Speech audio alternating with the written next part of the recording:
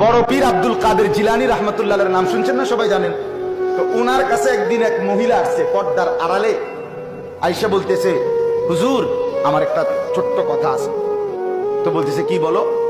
তো ওই মহিলা পর্দার আড়াল থেকে বলতেছে, হুজুর বিশ্বাস করেন আল্লাহ তাআলা আমাকে অনেক বেশি রূপ সৌন্দর্য দান করছে, আমি অনেক সুন্দরী নারী, আমার আল্লাহ যথেষ্ট পরিমাণ রূপ যৌবন সৌন্দর্য দান করছে।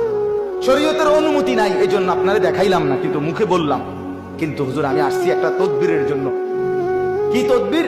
আমার স্বামী আমার এত যথেষ্ট রূপ সৌন্দর্য থাকার পরেও আমার স্বামী আমারে বাদ দিয়া অন্য মহিলার দিকে নজর দেয়, সম্পর্ক পরকিয়া, আমি এটা সহ্য করতে পারি না, আপনি আমারে কোনো তদবির থাকতে দেন। এই বড় পীর আব্দুল কাদের জিলানী রহমতুল্লাহ একটা চিৎকার দিয়া বেহুশ হয়ে গেছে। হুশ আসার পরে ওনার খাদেমরা জিজ্ঞেস করছে, হযরত মহিলা একটা তদবির চাইলো,